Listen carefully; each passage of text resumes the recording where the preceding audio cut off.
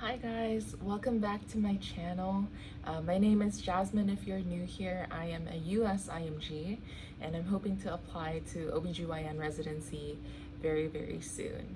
And so I wanted to make this video today entitled Lessons That I've Learned from 1 year of being an IMG, because today is actually the anniversary from when I graduated medical school, which means I'm officially 1 year into my journey as an IMG.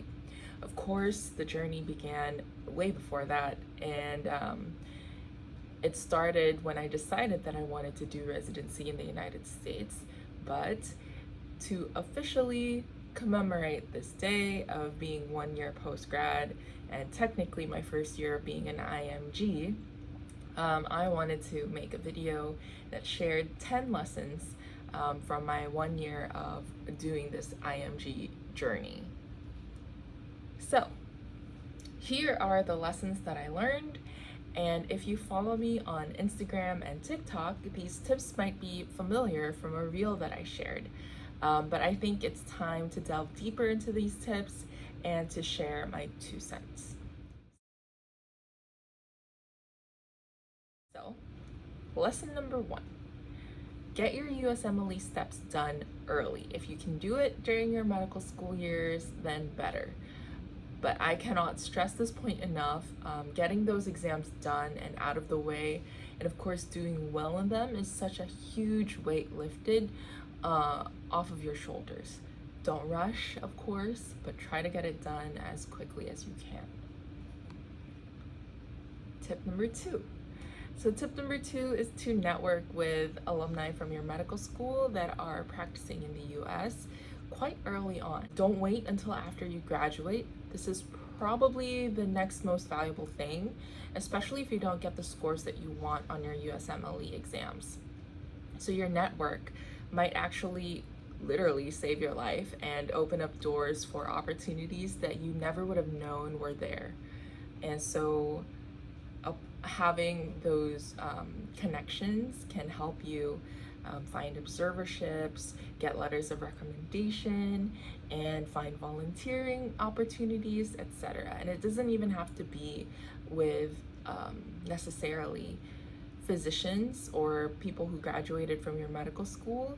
It could be people who are from your country or are connected to a physician in some capacity, and those would be good connections to explore as well. All right, so tip number 3, apply for elective clerkships during your medical school years if your med school allows. So barring extraneous circumstances like the COVID pandemic, which caused a lot of doors to be closed for international students during that time because of travel restrictions. This, side note, this happened to me when I was in med school when it was time for me to go on elective clerkships. So unfortunately, I wasn't able to go to any elective clerkships, which sucks. But my entire graduating class basically didn't get a chance to do this because of COVID. And so now that restrictions have lightened up considerably since then, see if your school has VSLO opportunities.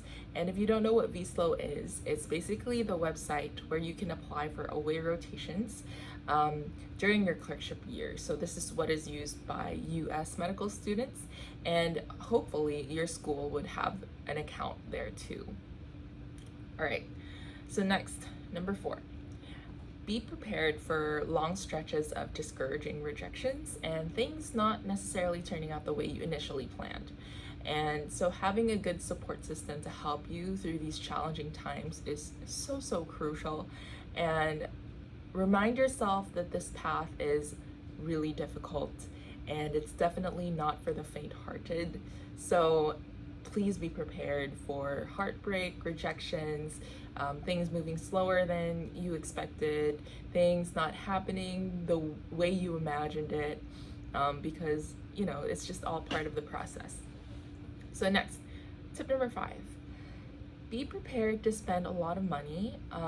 Observerships can get quite expensive, not just with the ones that you pay for through an agency, but also even the ones that you can get for free from your connections, because you have to consider traveling to those observerships if it's not within your city, and where you're going to be staying, especially if you're traveling from your home country to the United States solely for the purpose of doing an observership.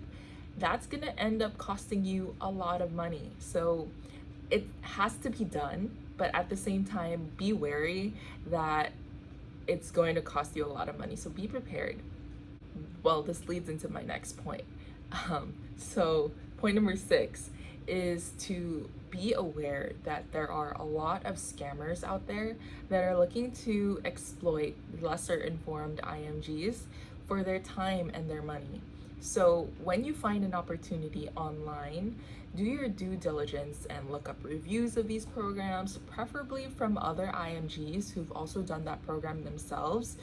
And don't be swayed by social media posts or how these opportunities or programs market themselves online.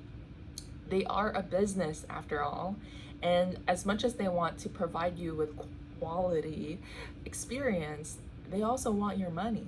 So whenever you find an opportunity for an observership, a part-time job in research, or what have you, try as much as possible to research more about this opportunity, this company. Don't buy it right away, especially if it costs thousands of dollars to be a part of that opportunity. And consult with other IMGs. Hopefully there's someone from your own home country, your own home institution that you can talk to about all of these experiences, because it can get confusing and overwhelming very, very quickly. Next, number 7, give your trust in people sparingly. So like I've been saying, ideally you would find people from your home country, even better if they're from your home institution, your own medical school, because they're less likely to screw you over. So unfortunately, biases exist either within the IMG community or between US institutions discriminating against IMGs. And I'm not saying that all US institutions discriminate against IMGs, but it's just inherent, you know? Unfortunately, IMGs are also quite a vulnerable population, and they can be easily manipulated and exploited because we're all hungry for opportunities, and we're not entirely familiar with everything that happens in the United States in terms of opportunities for getting into residency, getting part-time jobs, getting observerships or externships or other extracurricular activities. So it's very difficult to know exactly what you're getting into as an outsider or as a foreigner in the United States. So this is my warning to everyone to not allow yourself to be a victim. Be guarded, but also be open-minded. I know that's two quite conflicting attitudes, but it's possible to be open-minded and still be cautious, weighing in your options prior to making a commitment, and really trying to get to know what you're going to get into before you're trapped into a situation that you're going to get exploited either out of your money or out of your time. And both are very valuable resources in this USMLE journey. All right, so point number 8, enough with all the bleak stuff. I want to remind you all to have fun with the process. It's long, it's arduous, it's incredibly unpredictable at times, but this is your journey. Make of it what you will, and hopefully you'll be proud of what you've accomplished at the end of it all. And if it doesn't end as quickly as you thought it would, let that be okay with you. And if it's not okay with other people around you, let that be okay with you too. Don't let other people pressure you. Don't let other people's timelines pressure you. Don't let your parents, your significant others, don't let them pressure you, because remember that at the end of the day, this is your life. So sure, you have responsibilities to your spouse, your children, your parents, and your pets if you have any. But don't forget to be responsible to yourself as well, which leads into my next point, point number 9. Do not neglect your mental and your physical health. It's really all you have. And if you lose one or the other in this journey, this is only going to be that much harder for you. So please take time for yourself if you need to, and reevaluate your direction if you're finding that this journey is costing a lot more than you thought it would, or taking a lot longer than you thought it would. Take a step back and evaluate, reflect, and see if this path is still right for you. And if in your heart of hearts you believe that this path is really the way to go for you, then go for it. And then lastly, number 10. Sorry, there's like ink on my fingers. I just realized that now. But lastly, okay, we'll wait for the thing to stop.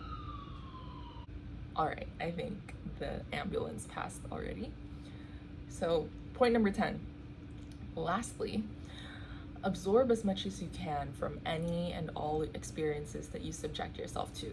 You can learn something from every experience. You can learn something from everyone, whether it's positive or negative. And remember that it's really just a matter of perspective. And that is where I'm going to leave you with this video. I hope you enjoyed it, and I hope you have a good day. Best of luck to you, and see you in the next one.